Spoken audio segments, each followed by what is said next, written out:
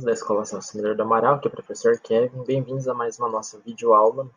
E vamos dar seguimento ao conteúdo de Revolução Inglesa, que nós estávamos tratando, né? Então, hoje nós vamos ver, basicamente, como a Revolução Inglesa ela foi importante, né, para a história da Inglaterra. Então, naquele período, nos séculos XVI e XVII, a Inglaterra era governada por um sistema chamado absolutismo, onde o rei ele tinha poderes absolutos, poderes máximos. Ele podia julgar, criar leis e cuidar de absolutamente tudo que diz respeito à vida dos cidadãos, e ninguém podia o quê? Ninguém podia contradizer, ninguém podia se contrapor a esse poderio, porque acreditava-se que era um poder dado por Deus. No reinado da Rainha Elizabeth I, o absolutismo atingiu o seu ápice, onde foi o seu fortalecimento também. Nesse período também houve uma expansão das colônias ultramarinas inglesas, com a descoberta dos Estados Unidos, né, a colonização da América do Norte, e apoio aos atos de pirataria contra navios espanhóis. Vale lembrar que no reinado da Elizabeth I, a Inglaterra tornou-se digamos, a soberana dos mares, quando ela derrotou a invencível armada espanhola. Era um filme, né, chamado Elizabeth, e Elizabeth, a Era de Ouro, interpretada pela atriz Cate Blanchett. Aí, com a dinastia dos Tudor, a dinastia dos Tudor chegou ao fim com a morte de Elizabeth I, sem descendentes diretos, o trono coube a seu primo Jaime. Iniciava-se a dinastia dos Stuarts, a que vai estar diretamente ligada aos eventos da Revolução. A monarquia inglesa dos Tudor. O absolutismo era com o apoio de grupos burgueses, ou seja, com a burguesia. Houve a centralização do poder político. Uniformização das moedas, ou seja, a circulação de uma única moeda, um único dinheiro, um sistema de pesos e medidas e das tarifas para facilitar o comércio. Permissão concedida aos corsários para atacar navios inimigos, ou seja, eles se apropriaram, eles também utilizavam da pirataria como uma forma de domínio dos mares. Incentiva a expansão marítima e comercial. A Igreja Anglicana era aquela igreja que foi criada com o rompimento do rei Henrique VIII, pai de Elizabeth I, porque ele queria se casar de novo, e o Papa não deu autorização. Então ele era um safado, ele foi lá, traiu a esposa dele, que era a rainha Catarina de Aragão da Espanha, e aí ele casou com a Ana Bolena, que era uma tipo, da corte lá. O Papa não autorizou, ele rompeu com a Igreja Católica e fundou a igreja dele, a Igreja Anglicana. Controlada pelo Estado, ou seja, tipo, o Papa deles, digamos, era o rei. É o rei até hoje. Tipo, a líder hoje da Igreja Anglicana é a Rainha Elizabeth II. Mantinha nas cerimônias a forma ritual católica. Esse rompimento tipo, foi mais uma coisa protocolar, porque a Igreja Anglicana ela é praticamente a mesma, tipo, com os mesmos ritos, os mesmos costumes, as mesmas festas da Igreja Católica. Porém, o que diferenciava era o conteúdo calvinista, ou seja, a teologia era de João Calvino. Para quem não lembra, o calvinismo ele pregava tipo uma interpretação um pouco mais literal da Bíblia, e tipo via com bons olhos outros certos aspectos que os católicos não viam, como por exemplo o enriquecimento e a realização pessoal. Ética calvinista adequada aos valores burgueses, justamente essa ética de quê? De que Deus via com bons olhos a riqueza e o crescimento pessoal. A ética era um trabalho metódico, eficiência, poupança e acumulação de riquezas, basicamente tudo que os burgueses gostam. Ritos. O absolutismo de direito era reconhecido juridicamente, os burgueses, porém, estavam descontentes, ou seja, porque eles estavam fora da política. Houve o choque com o parlamento inglês no reinado do Jaime I. O parlamento era dividido entre a gentry e a burguesia, e havia a corrente presbiteriana dos puritanos. Esse povo foi muito importante porque eles tinham uma interpretação ainda mais literal e mais radical, digamos assim, da Bíblia. Então, tipo, eles não podiam fazer nada, tipo, eles não podiam, sei lá, nem sair para fora de casa, assim. Era uma coisa muito mais radical e que deu fundamento ao que? A Revolução Inglesa, tanto que a Revolução Inglesa, ela também é chamada de Revolução Puritana. A petição de direitos era basicamente a Constituição que eles tinham lá. Era tipo uma carta constitucional onde tipo tinham vários direitos e vários deveres. E nessa petição de direitos, né, na Bill of Rights, O rei não podia criar impostos, convocar o exército ou mandar prender pessoas sem prévia autorização parlamentar. Só que o rei, tipo, não estava nem aí, né? Porque ele era dessa corrente do absolutismo.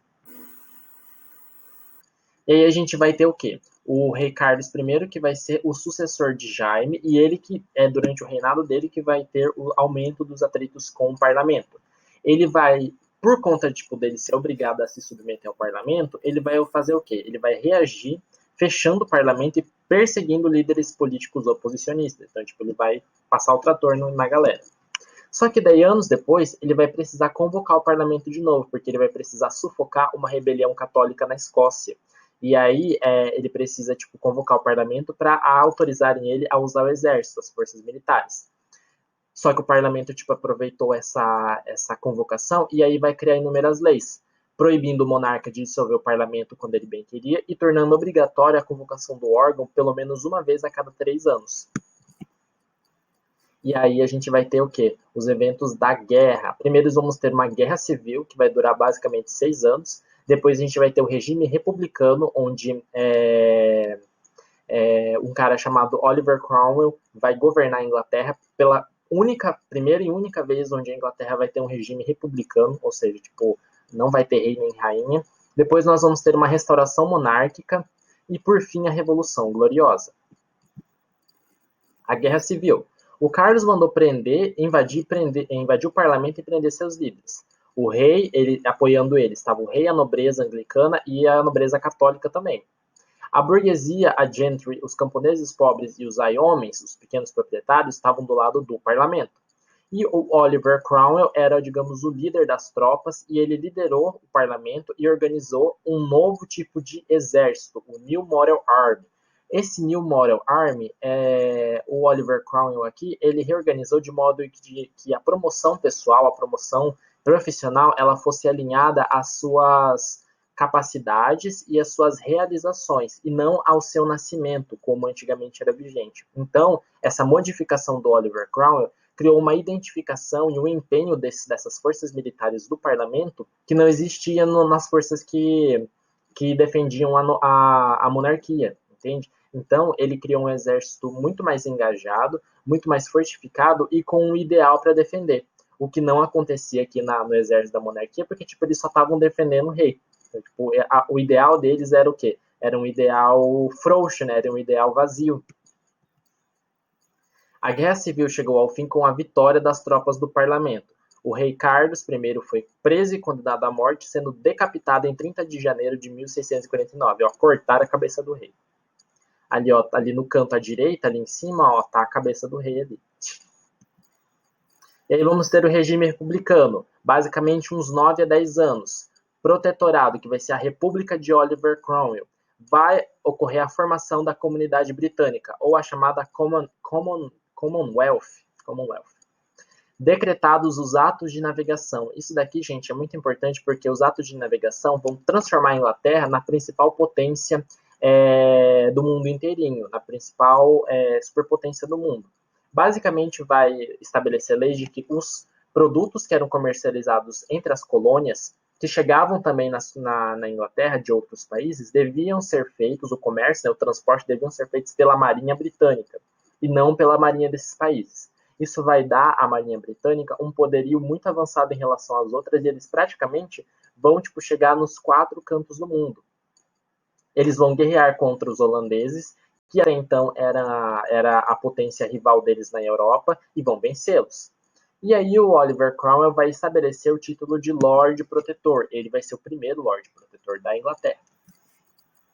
Só que daí ele vai morrer, gente, voltando aqui, ele vai morrer em 1658. E o filho dele, tipo, era um banana. Ele era muito fraco politicamente, não conseguiu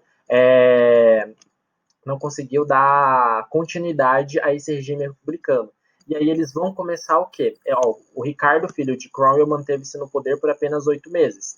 E aí isso começou o quê? Isso começou a tornar a agitada a política no país, uma agitação política, uma tensão política. E aí a burguesia, principalmente, passou a cogitar a restauração da monarquia sob a dinastia dos Stuart. Só que daí eles tinham vários problemas porque tipo, os Stuart estavam exilados lá e tipo, não tinham um herdeiro direto do Carlos. E aí eles acharam lá o Carlos II, que era um parente distante dele, e empossaram ele. Só que daí o Jaime II, que era o irmão dele, tentou restabelecer o absolutismo. Só que daí ele não conseguiu. E aí, com medo da volta do absolutismo, retiraram o Jaime II do trono. Ou seja, tipo, o parlamento exonerou ele. E aí o príncipe holandês Guilherme de Orange, que era casado com a Maria Stuart, filha do Jaime II, vai assumir o trono respeitando o parlamento, respeitando a Bill of Rights. E aí o Guilherme de Orange, ele vai assumir o trono britânico, Guilherme de Orange III, e ele vai assinar a Declaração de Direitos, a Bill of Rights, reconhecendo o que? A sua subordinação em relação ao parlamento. E aí nós temos o que? A Revolução Gloriosa, onde houve toda essa mudança de poder sem uma gota de sangue derramada.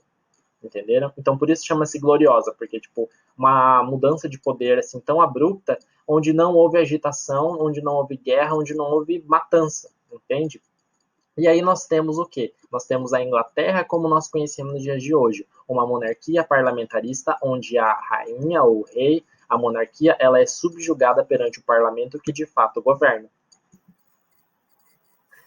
Estabelecia a superioridade da lei sobre a vontade do rei, instalou-se então a monarquia parlamentar. E é isso, gente.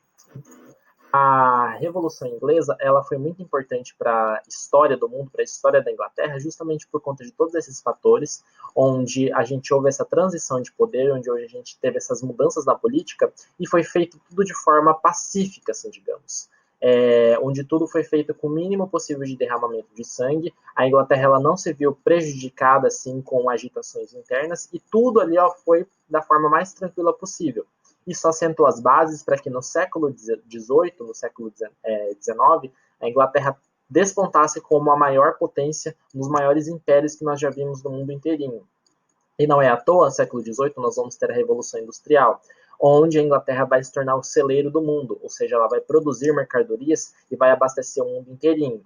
Então, as bases da Revolução Industrial, que foi determinante para a história do mundo também, já que ela foi importante para o desenvolvimento do capitalismo, está aqui na Revolução Inglesa. Porque lembra com a política dos cercamentos, onde os camponeses eles foram retirados à força das terras, tiveram que se correr para as cidades, né? E de lá vai se tornar o quê? Essa nova classe social vai se tornar as novas classes sociais do sistema capitalista, os operários, os trabalhadores. E os camponeses lá, os Yeomen e os Gentry, eles vão passar o quê? A capitalizar aquelas terras de modo a produzir lucro, o que até então era novidade, até então não existia, entenderam? Então a gente já tem todos esses ingredientes aí, ó, para o quê? Para a Revolução Industrial do século XVIII. Espero que tenha entendido, gente. Eu vou deixar as atividades lá. A primeira atividade é para a gente fazer... Não lembro bem agora, que eu esqueci qual eram as atividades, mas a gente vai lembrar. Eu vou passar lá para vocês, tá bom? Beijão. Tchau, tchau. E até a próxima aula.